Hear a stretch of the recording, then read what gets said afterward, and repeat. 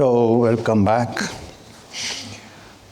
Om Purnamada Purnamidam Purnat Purnamaduchyate Purnasya Purnamataya Purnameva Vasishyate Om Shanti Shanti Shanti. So, two things we can do. Either go with the satsang or start with some question. This gentleman asked me today before I left, what do you want? Shall I continue and then take up the question? Okay.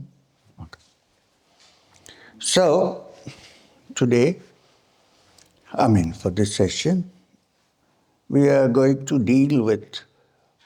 Yesterday, you remember when we discussed from the Mandukya Upanishad?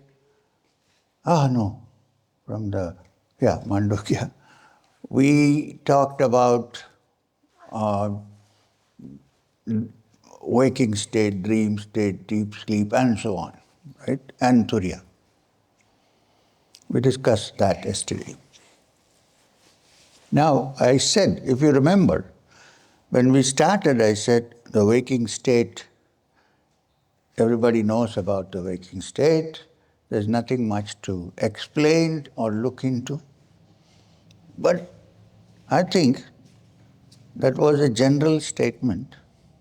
Even in the waking state, it's a good idea to look at it carefully to see how awake we really are. Even in the waking state, forget dream, deep sleep, turiya, waking state.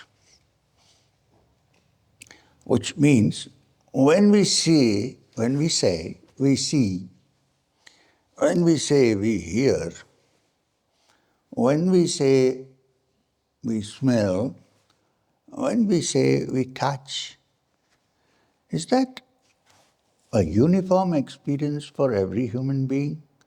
Or is it different? Because if it is a uniform experience, then it is the truth. If it is not, then it is not. So even the waking state begs to be considered a little more carefully. There is one of the Upanishads which comes from the Samaveda. Samaveda is a very important Veda. The Gita, when Krishna declares his greatness, he says, among the Vedas I am Samaveda. Just as when he says, among the Munis I am Kapila, he says, among the Vedas I am Samaveda. Now Samaveda, Rigveda, Yajurveda, Samaveda. Samaveda is a musical text. While you read it, it is not chanted, but sung. When Sama is read, people say, Sama Gayanti, we are singing the Sama. All the music that we have in our part of the world comes from the Samaveda. It's the root of all music. Therefore, it also is one of the ways of connecting music with that which is not words.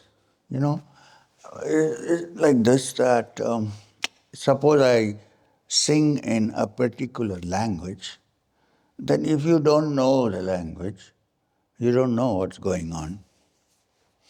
But suppose I play a musical instrument, like a flute or a piano, you don't need any language.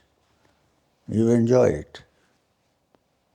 Well, either you enjoy it or you dislike it and run away, but generally you enjoy the music. Why? Because there are no words there. There's only sound going this way.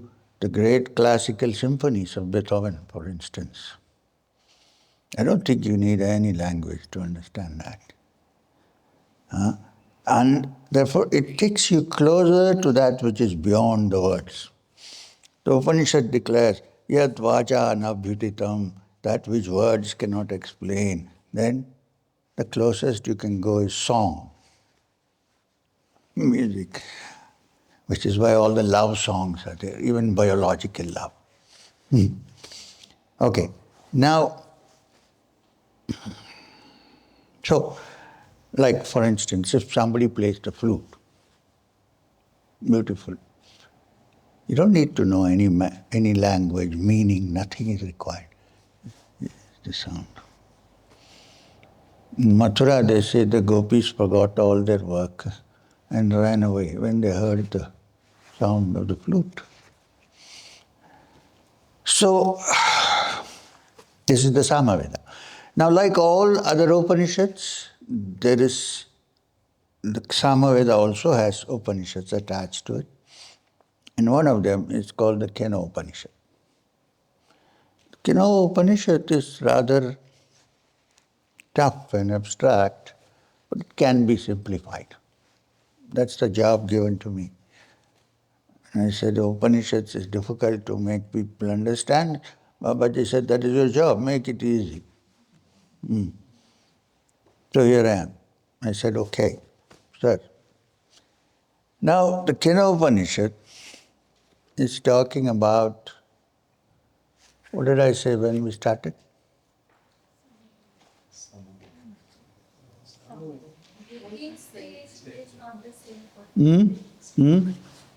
What? Yes. So it talks about seeing, hearing, listening, and so on. So it begins with the question who. So if you translate it, you can call it the Who Upanishad. So 2000 years ago, we still have this identity crisis.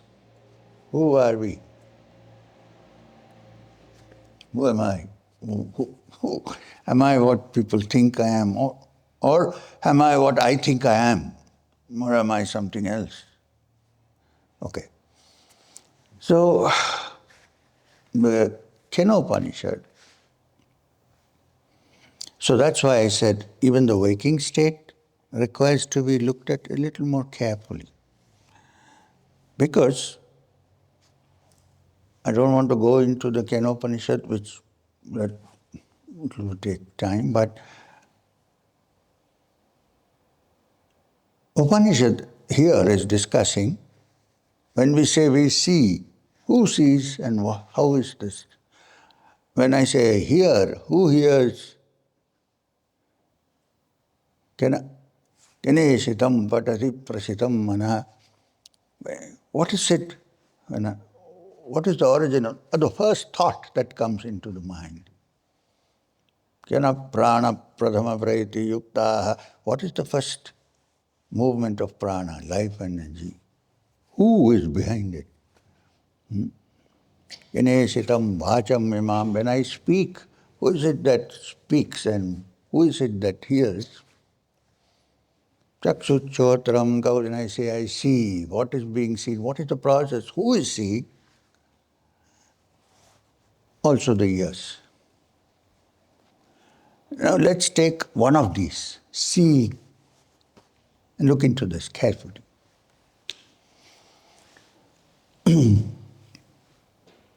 No, please, I'm going to take this again. Here is it's a physics class, okay?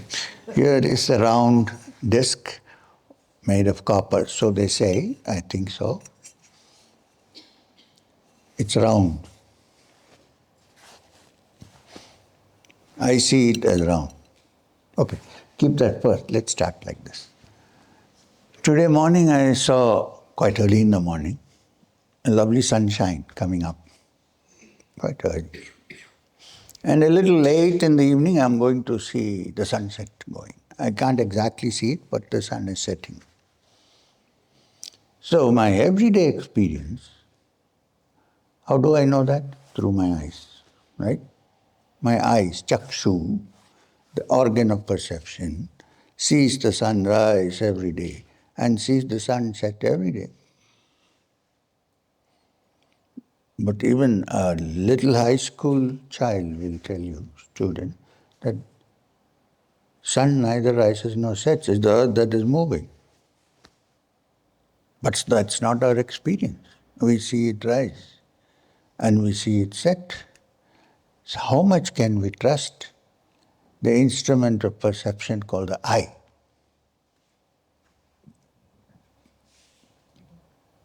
Now, in this connection, I wanted to. This is round. It is solid. It has a certain weight. It has a certain color. That's why I say it is this. I said it's round, right? Now, you know why we think it is round, all of us? All of us. And why do we think it is this big? It's because all of us have the eye, which is one of the instruments of perception. And this eye has a particular lens, and that lens has a certain power. It's when it becomes weak that we give classes and so on. So we are born with a certain lens in the eye, and most of human beings, all of human beings probably, have the same power. A convex lens, not a concave lens, a convex lens in our eyes. Therefore, we see this in this particular shape. And since from birth we are seeing through this particular lens, which is convex and which has a certain power, we have all agreed to the fact that it is a round object. Now, this is something to think over.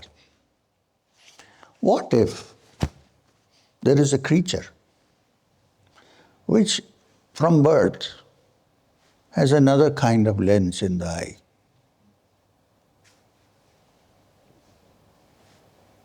Think about it. For instance, the common housefly has compound eyes. This is a known thing.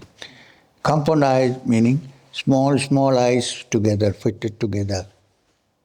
So when the common housefly sees this, what shape will it see this? And seeing it in that particular shape, which maybe it sees many discs put together, God knows, you have to get into the brain of the fly to see how the fly sees. Why? Because it has compound eyes which are different instruments of perception. Therefore, it may see this completely different. But if it is taught from childhood that this is a round, it will say, yes, it is a round. But when it says it's a round, it's something else.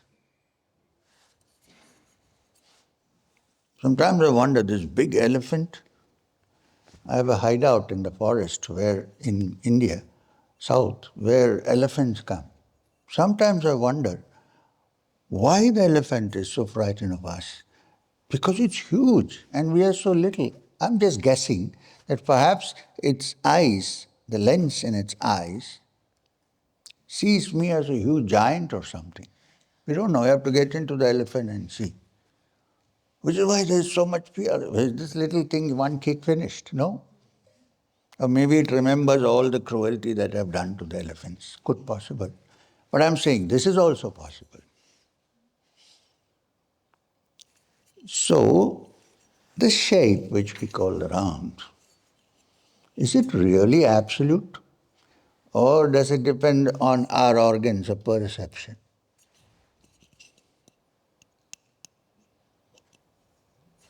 Objects of, or instruments of perception. If they change, you will see this as a different shape. But even if you see it as a different shape, from childhood, if you say, this the shape that you see is round, you'll say, yeah, it is round. But you may be saying something else. Okay, this is the I, waking state. Then you have the color. Color of an object. Now what is this color? What do you mean by color? I know you can dye something in a different color, all that is true. Or you can paint the wall in a different color. What is color? You know, it's a well-known fact that all the light, all the colors that we see are because of light. When there is no light, there is no color. Now light, even though we see the white light basically, is made up of the spectrum of colors called the vibgyor. Violet, indigo, blue, green, orange and red. How do we know that? You pass the light through a prism and it comes out on the other side with all the colors. Or you have all the colors on a disk and you rotate it at a particular speed and you'll see only white. Color. So color is a quality of light, not the quality of the substance. So why does it appear reddish or on it? Material, each material has the capacity, built-in capacity, to reflect some colors and absorb the rest. So the color that it reflects is what we call the color of the object. What it absorbs, we don't see. If it absorbs all the colors and reflects nothing, then it is black. If it reflects all the colors, then it is white. If it reflects only the green and absorbs the rest, it is green. So where is the color which we thought was a quality of this object? It depends on the light. And it's not its intrinsic nature. So the shape is not its intrinsic nature. It depends on the instrument of perception. The color is not its intrinsic nature because it depends on light. Now the size, I say it is small.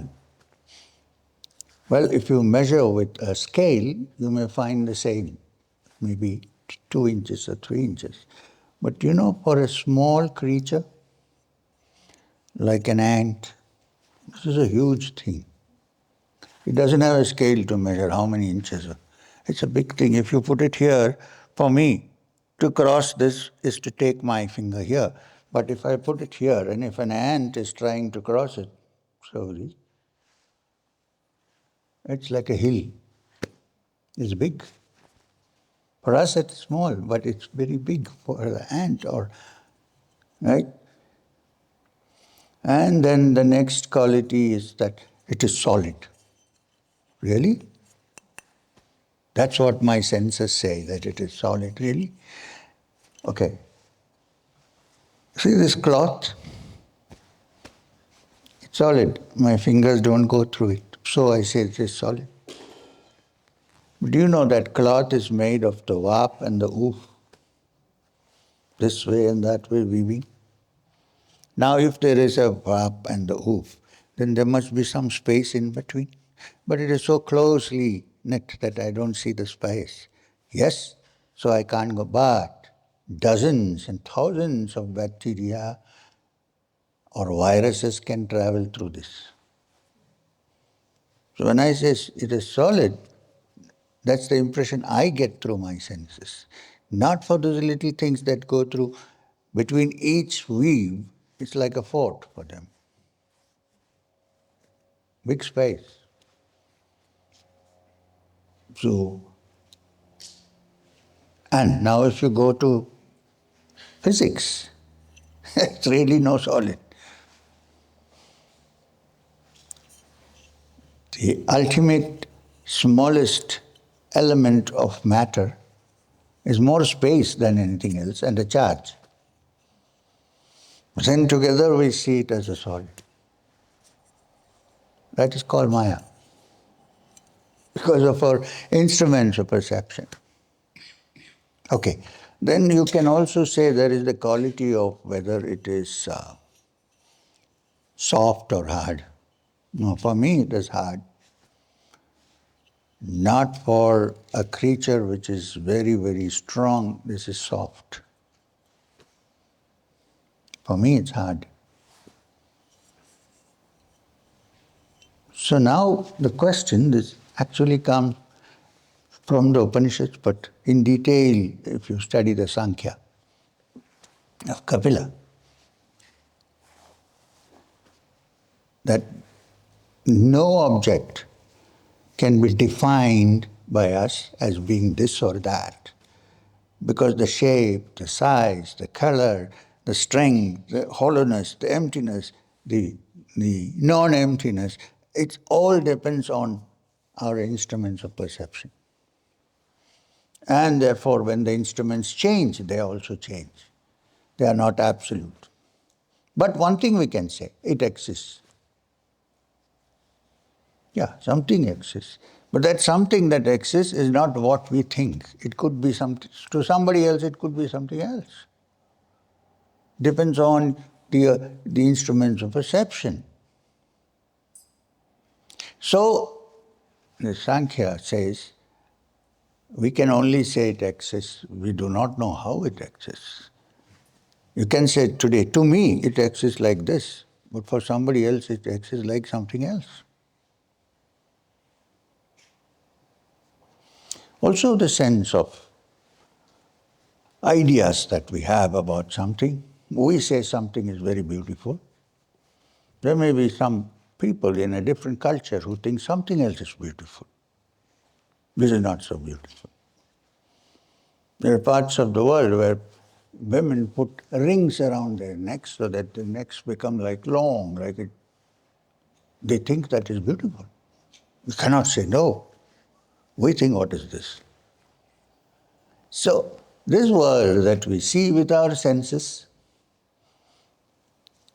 is not absolute. We cannot draw any absolute conclusions from it. Depends on our instruments of perception, which can differ with, suppose there are other instruments of perception, they may be seen differently. And above all, what we think is solid is also an illusion created by our own instruments of perception and our intellect, because in the ultimate analysis, there is only space mostly, and charges going on. But we can't say, no, no, no. If I say there's nothing here and hit my leg, I get hurt, right? So the only thing that is existence. Something exists, but how it exists is very relative. We are saying, therefore, that the true essence of this object or any other object or anything in this world is pure existence only. Nothing else is actually absolute. It's all relative. And from theory to actuals, one begins to understand this when the mind becomes still. When we go to the essence of our mind, which becomes absolutely still, then truly in that state no objects exist. There is only existence.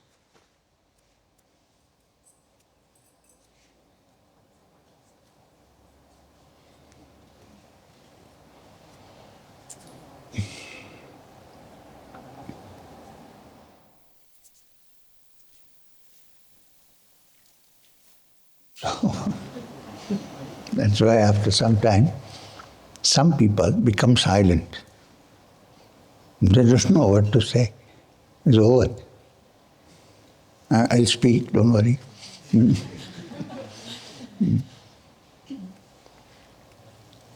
This is the essence of the Katha Upanishad. Now, let's, these Upanishads are very, okay. Now there's another aspect to this. This we discussed, the physical world and the physical impressions and the instruments of perception. I also said it is linked to the inner, because when the mind is absolutely still, then it sees only existence and not what it appears to be externally. Then it figures out the essence of all being is one, including me, and stays there in peace. Now, while this is true, the other emotional or what do you call it? Trait of the human being, which prevents the mind from understanding this pure existence, are the images that it has created for itself and projects into the world,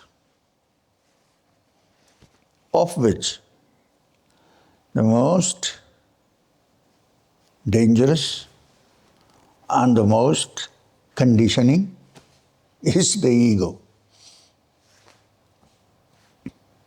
This poor thing doesn't have an ego.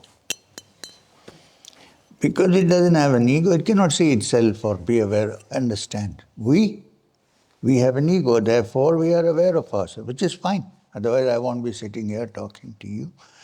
But you know, when this ego builds up so much that it becomes more important than anything else, then all observation of the reality vanishes. Which is why one finds that in spiritual matters, material existence, mind, body are all linked together. And the Upanishad, the Kena Upanishad, is so abstract, it begins with a question. Who? What is behind all this? But like all Upanishads, it also has a simple story at the end. After everything is discussed and kind of, the idea of the Upanishad is not to give you a definite something. It's to create indefiniteness in you.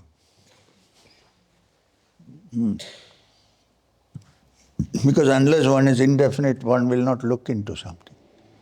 If all scientists said, oh, I know everything, who would have done research and found something new? So Upanishad is part of the manthan, the churning. The Upanishad has a story at the end, the Kena Upanishad, which I'm going to tell you now. The story is that the supreme reality, the truth, the Brahman, the all-pervading, decided to present itself on this earth in some kind of a semi-solid form. The Upanishad calls it an yaksha. An yaksha is something which cannot be defined. It's a living being, but it's not a human being, it's not a deva, it's not a yaksha. So the supreme reality appears, manifests in the form, not appears, manifests as an yaksha, which means that which is no individual develops an individuality for a purpose and comes. Who are the powers of nature? The gods.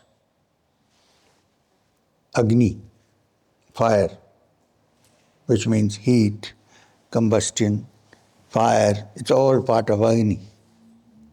It's the god that rules the world.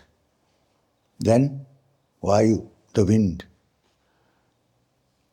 From the breath that we take in to the cyclone and the hurricane that happens, it is the wind. Vayu. And then, of course, the sense organs which operate, because of which the whole world is visible to us, which can be sensed, is the Lord of all gods. It's called Indra. The word Indrayas means the sense organs. And the Lord of the sense organs is Indra. And if you read the Puranas, Indra is always up to some mischief or the other. So all three of these, the most important gods, which means powers of nature, are standing together, and they feel that there is some being out there, we don't know what being. The Yaksha is standing, Upanishad says Yaksha. They are wondering what is this being. So Agni says, let me go and find out first. So Agni, the god of fire, goes there. He comes quite near. He's about to ask the Yaksha, who are you? Before that, the Yaksha preempts him and asks, who are you? When Agni says, well, I am Agni. I am Jata Vedas, I am the knower of all the Vedas. I can finish everything off in a minute. I'm the fire, I'm combustion, I'm energy. One spark from me can set up a wildfire. I can burn everything down and reduce it to ashes. I am the mighty Agni. So the Yaksha plucks a blade of grass, puts it before him, and says, burn this. Now Agni tries all the tricks of his trade. Cannot burn the grass. So he goes back. And he says to his companions, I don't know who this is. What is this? I can't burn the blade of grass which this guy showed, but I can burn up everything. So who is this? Vayu, the mighty wind god, says, I will go now. Don't worry, we'll figure it out. So Vayu goes near the Yaksha. The Yaksha asks him, who are you? And Vayu says, I am the mighty wind, I am Vayu. I can blow the whole earth away. I am also the breath that sustains humanity. I am the mighty wind and the hurricane. Now this says Yaksha. Same blade of grass is not burnt, it's still with him. Blow this off. The Yaksha tries, Vayu tries all the techniques in his trade. He cannot blow this little trina. It's a trina, a piece of grass, blade of grass. He's confused. He goes back and he says, I don't know who this is. The first time in my life I failed. I don't know who this is. Then goes Indra, the lord of the senses. He's supposed to be God, the king of the gods, chief. So he goes. When he comes near, he suddenly sees that he can't see the Yaksha anyway.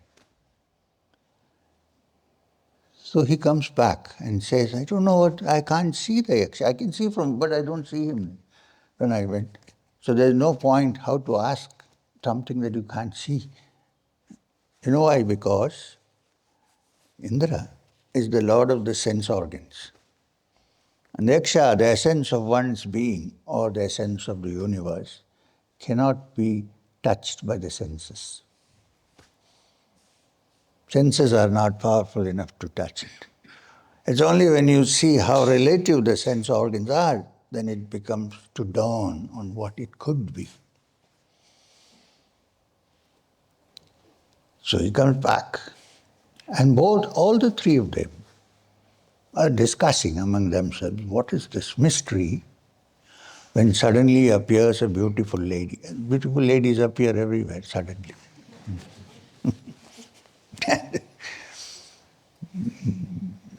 The Upanishad calls her Parvati, the daughter of the Himalayas. So what's happened here? From the complete, absolute, abstract, all-pervading, that which even the mighty gods could not understand, suddenly there is a physical, not physical, there's a form coming. Rama asked me about form.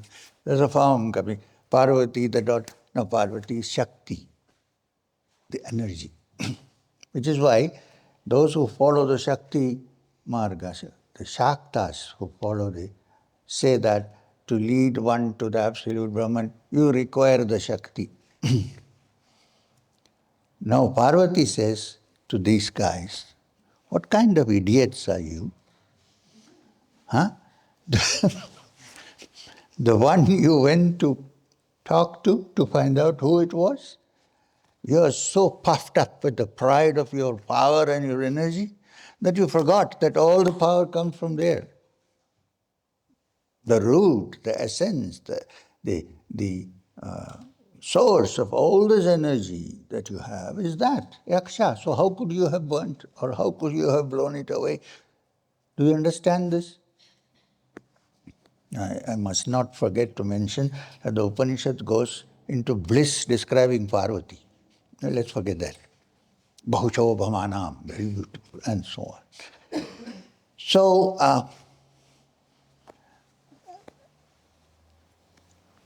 So therefore, we are saying, now you and I are saying, that there is, suppose theoretically, hypothetically, there is a being, which is the Brahman, which is the all-pervading. I'm not saying hypothetically, we are together saying hypothetically. I'm saying there is, but I don't want to say it. This being, this can best be understood and seen when our pride is removed from us. Ego. When the, when the ego is finished, then there is only that reality. Otherwise the ego comes into the picture and tries to define it, tries to explain it. Now, also in daily life and in all that we do, everything is fine. It is the ego that creates the greatest mischief. If we can somehow keep it away and do our things, one would not only do things properly in this world, one would also reach the Supreme. Since we are on the subject of the ego, I cannot resist telling you a story about it. If you don't want, I can stop.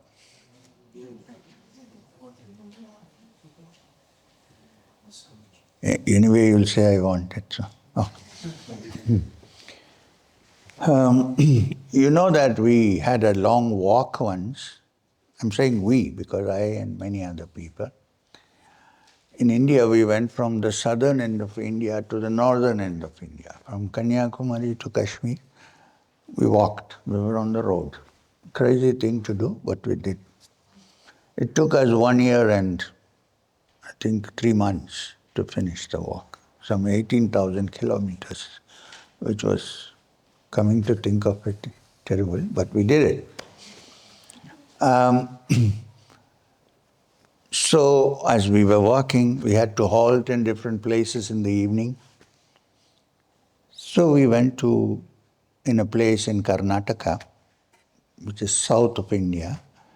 They have this particular religious sect called the Lingayats, and they have their own ashrams and swamis.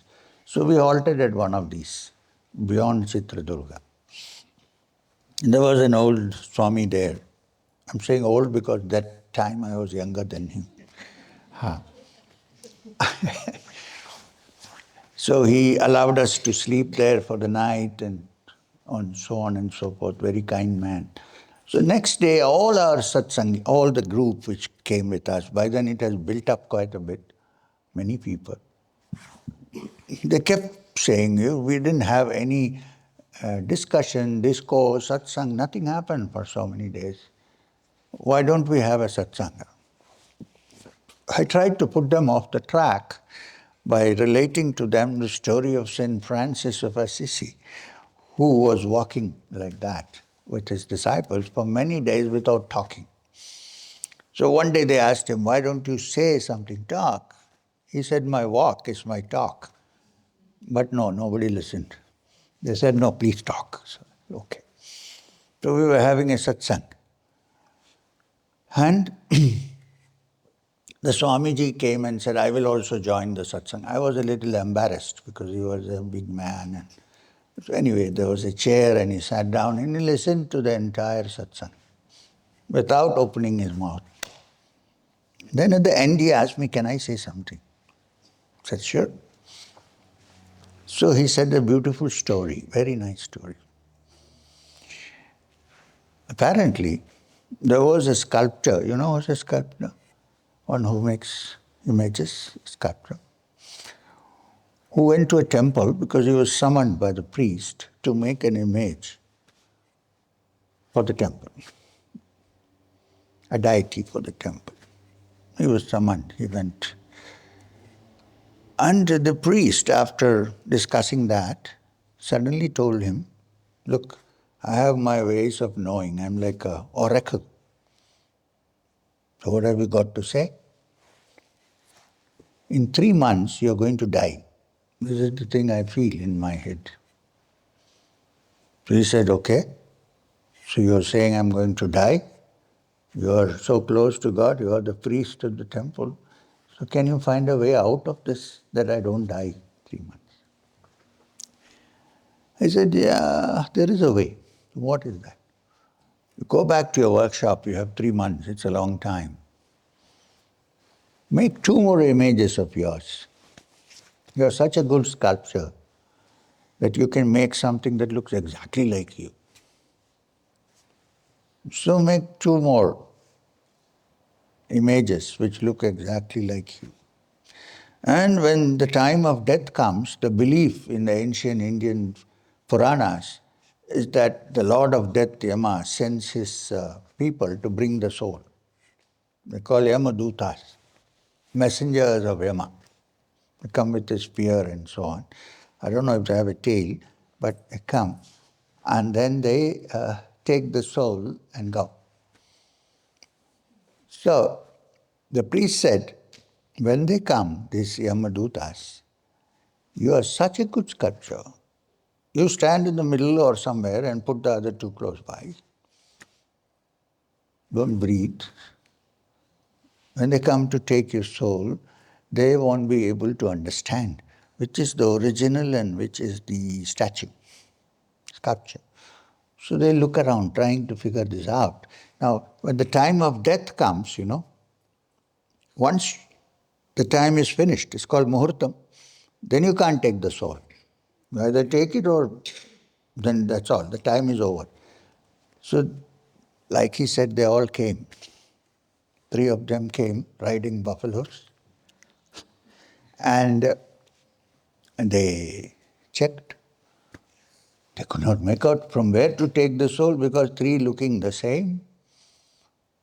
By the time they could think of something, the time was over, so they went back. They went back and reported to the boss, who is the Lord of Death, Yama. Sir, we couldn't find, this is what this guy did. So Yama said, well, I always knew we were idiots, but it doesn't matter. He is going to die in another 3 months, so next time when you go, I'm going to give you a mantra, I'll whisper it into your ear, and then you will get them. I said, get him. I said, okay. So the priest told him, you have escaped once, but it's going to happen again in 3 months. Do the same thing, follow the same technique. He said, okay. So when the messengers were leaving the court of Yama, Yama whispered something into their ears, the mantra. They said, got it. And they came. They came, and this was what Yama had taught them. They looked at the sculptures and they said, oh my God, how beautiful. You are such an expert. Even we can feel the hair, we can feel the arteries, we can feel the skin, so soft, so real. We can almost smell the breath. This is what, and I went on praising him. For about 2 minutes he kept quiet. Then he couldn't control himself. And then he said, I made it. They said, come. Come on, let's go now. So this I made it is the biggest problem. And what are we attempting to do? In the process of trying to find the truth, eliminating this little I. It keeps coming up again and again. All the tattvas, all the things that we gather together makes this inner I. Not this inner I. If we can in some way split it, open it, remove it, dismantle it, and see how it's working and therefore work to remove it, when that is gone, there is only the reality, nothing else remains, which is the Brahman. So, what I'm trying to say that what we are studying in Vedanta is not merely a physical thing. It's connected to one psychologically also, to the mind. Because if it is not, there is no sense. There's no point. Oh, maybe the all-pervading reality is this, this, this. What has that got to do with me? There the Upanishad says, Tat Tvamasi, you are that. You are not this little creature that you think you are. With its, even though so little a creature with the ego so big, if you can dismantle it, not only when you meditate, but also in daily life, then it's easier to come to that state of mind which is quiet and still and tranquil. And in that tranquility is discovered the truth. In fact, that tranquility itself is the truth. You don't have to discover anything separately. So this is the lesson of the Katha Upanishad. Now,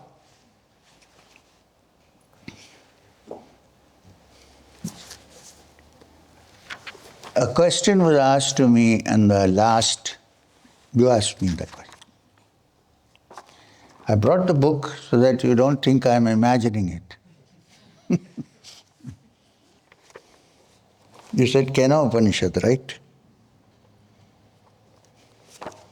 My problem is I have to search for the Katha Upanishad. I'll find. I've been using this book for so long, it's going to pieces. Now here is the quotation about Om, which we discussed when I said Yama describes to Nachiketas that there is a sound that is most important. Stick to it.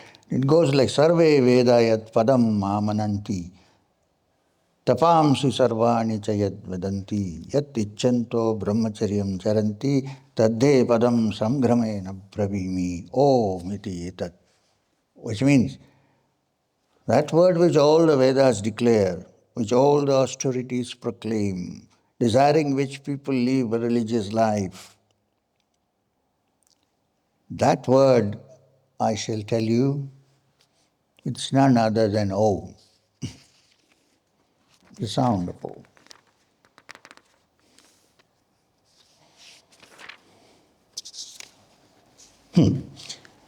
This is Shloka 23 from section 2 of the Katha Upanishad. I'm quoting because I don't want to deny. It says, Nayam Atma Pravachenena Labhyo Na Medhaya Na Bahuna Shrutena Yamai Vaishya Vrinute Tena Labhyas Tasye Isa Atma Vivatnute Tanam Swam. Which means that self cannot be attained by discourses or instructions. So all this yesterday, today is all waste. No, it has its place. Okay. Thank you. So this self cannot be attained by instruction, nor by intellectual power. If it could be attained by intellectual power, some of the greatest of scientists would have attained it by now. But no, sometimes the village bumpkin knows better the truth. Okay. This self cannot be attained by introspection nor by intellectual power, nor even through much hearing. Even if you go on hearing me 20 days, still it may not register. Why? Because he is to be attained only by the one whom the self chooses. To such a one, the self reveals itself. Well, I will explain a little more on this, but let me go to the next sloka.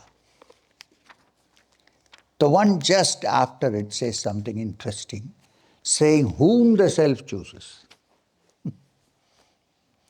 And who the self chooses depends on how we get ready for it. While it's true that the self chooses. Why do you say the self chooses? Because then your idea of I am trying to do something is gone. Then the self begins to work. But what kind of person does the self choose to reveal itself? And therefore, it is necessary that we should work. This is the sadhana part. We should work and become like this so that it chooses. Not as if so therefore we can't do anything. Oh, the self chooses who we want. What is the point? Let's go have a beer. No. Here are the qualifications which are required before the self begins to choose. What are they? Na virato duscharitan nashanto nashamahita nashanta manaso vapi prajnanenu ivam apnuya. Not he. Please, when it says he here, it means she and he, okay? Just the way of expression. Not he who has not desisted from evil ways. Not he who is not tranquil. Not he who doesn't have a concentrated mind. Not he whose mind is not composed can reach this self through right knowledge and be chosen. It's not as if they have said something in the air and left it there. They have said that the self only can choose, nothing else can be done. But they have said if these qualities are there, then only the self will choose, which means much lies in our hands. Not he who has not desisted from evil ways. What do you mean by evil ways? All things that take you away from the spiritual search, from your inner being, is evil. In this context. Also, any harm that you cause to anybody is evil.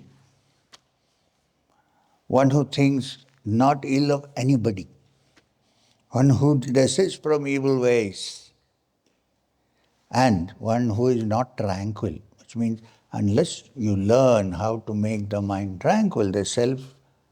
I told you a story yesterday of the little wafer-thin fellows in two compartments. As long as it cannot even pick you up and put you there. But that tranquility is essential. Now that we have to develop. Also, he who has not a concentrated mind, one has to fix one's attention, learn the practice, what is the sadhana required to dismantle the ego, dismantle the constructions that we have created in our mind and move them out. Not even he whose mind is not composed does the self choose. So, while it is true that the self chooses, it is also true that we have to prepare and be ready as a vehicle for the self to choose.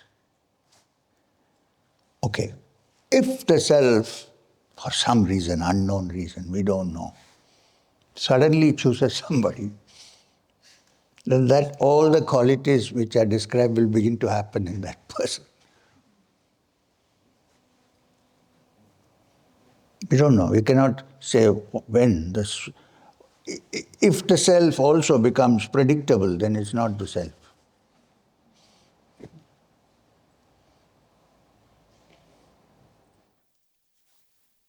This session,